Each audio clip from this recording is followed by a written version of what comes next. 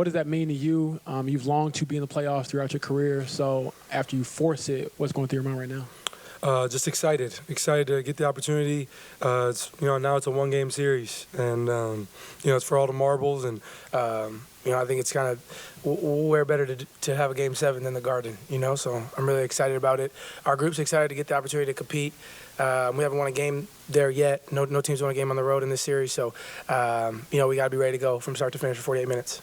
And then how do you think you've grown throughout this series, just as far as figuring out, okay, pick my spots, who I am as a player, things like that, and how can you maybe just know who you are in Game 7? Yeah, I think just using the experience from every game on a game-to-game basis. There's been some different circumstances every game in terms of, how the game's flowing, how many shots I'm shooting, who's defending me.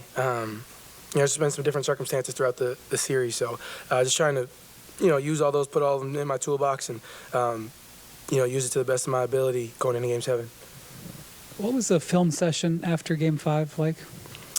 I think Coach just challenged our effort.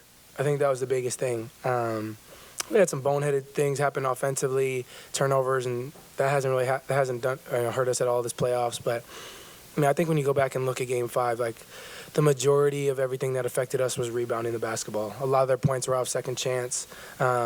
And then they kept rebounding the ball. That didn't allow us to play in transition, so that affected our offense too at the same time. So I think when you go back and look at Game 5, you just really look at the rebounding. And I think it looks like, the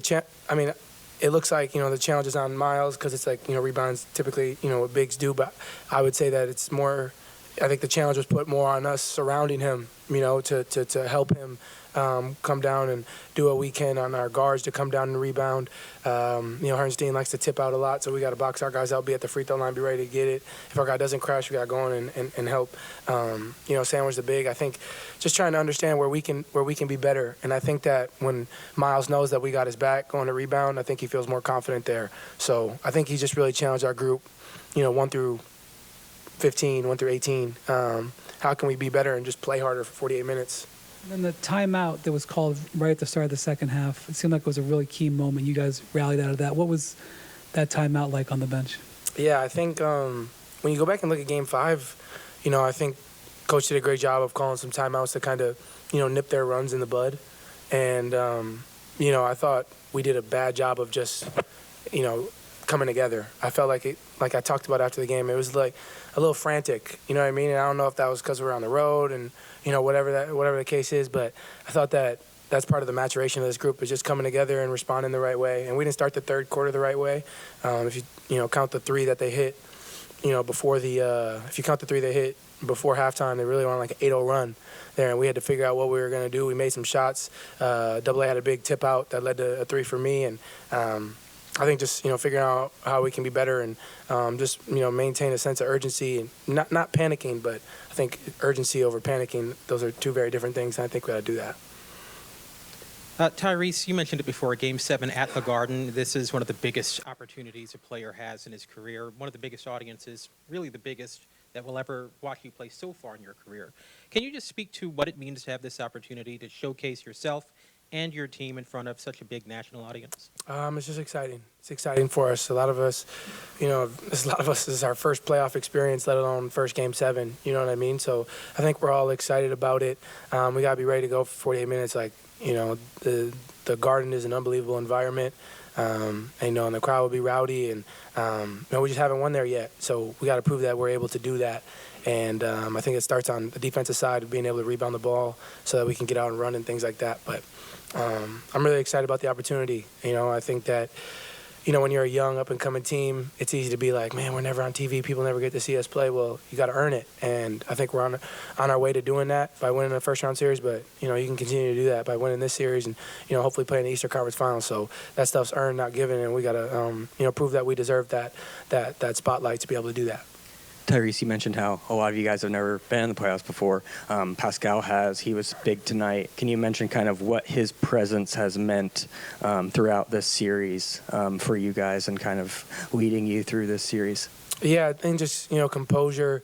I think what P does, having played in so many playoff series, is he never gets too high, never gets too low. I think he does a good job of, gathering our group when we're excited and things are going well, and does a good job of gathering our group when things aren't going well and we're frustrated, and there start to be some splits and dudes are more consumed about what happened in the past rather than how we can change it moving forward. So I think his experience, his poise has helped a lot, along with our coaching staff and other guys who have been in this. So he was huge for us, getting a lot of early seals, helping rebound the ball.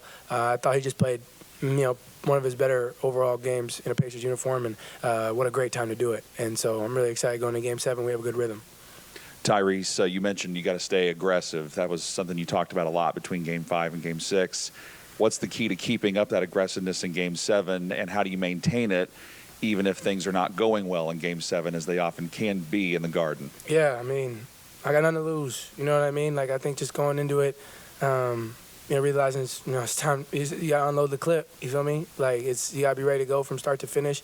And aggressive doesn't mean shooting 30 shots. Aggressive means being a threat, getting downhill, getting 2 feet in the paint is kind of the old school way of thinking.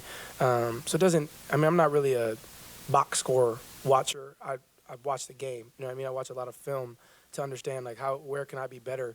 And so I don't really trip off of field goal attempts. Like, yeah, there has been a correlation directly around my field goal attempts and win and loss, but it's not about that for me. It's, can I get 2 feet in the paint and draw help and do other things? So I don't really trip off the box score or anything like that. I just, how can I be aggressive? And I think that, my teammates and coaching staff have done a great job of staying on me. And, Game 7 is going to be an unbelievable environment and something I'm really looking forward to. I mean, as a competitor, what more could you want? Ty, you mentioned getting 2 feet in the paint. One of the bigger plays in that second corner is the big dunk from Miles, which comes off of Pascal's ceiling baseline and finding him there. Just what did it mean for those two guys to do everything they could to get on top of the rim tonight? Yeah. I thought they just did a great job, having their presence at the rim offensively. I think, but when we're able to rebound, they crash 5 guys. So, or sometimes, 4. Most of the time, Jalen's not crashing. But if we can rebound and get out and run, that allows us to get our early seals. We're really being on our bigs more to, get on the rim as much as they can, just to have that presence. And then once we're on the rim, we can start to pull them out and shoot the 3 well, which we, typically do. So I think that those guys did a great job. Pascal setting the tone. Miles had a big dunk there early in the first quarter that got him going.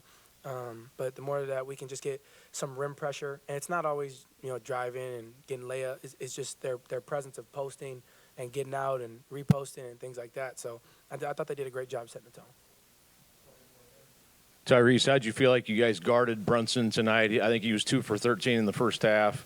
Ends up, I think, with 31. And Coach Carlisle said it's relentless with him, endless, what he does. But how you feel like you guys did on him tonight? I thought we did a good job. I thought AA did a really good job of showing his hands.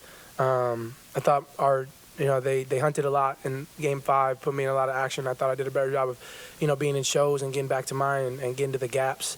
I thought we did a great job of not fouling and finishing possessions, which has been the biggest thing. And Jalen is relentless getting downhill. He's an unbelievable player.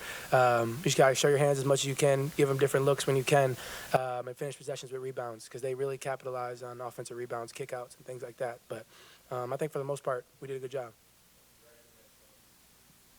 Tyrese, Rick mentioned the film session, and then you said he challenged you guys' effort. Where did this edge come from that you guys showed up with tonight? Is it as simple as the film session being ugly, or what? I don't know if it's as much as that, as much as it is just, dudes don't want to go home. You know what I mean? We had to come out and play desperate. I think when you're in the playoffs, they always talk about, the more desperate team is typically the team that wins. And us being down 3-2, the pressure was on us. You know what I mean? They know we got to go back to the Garden and win.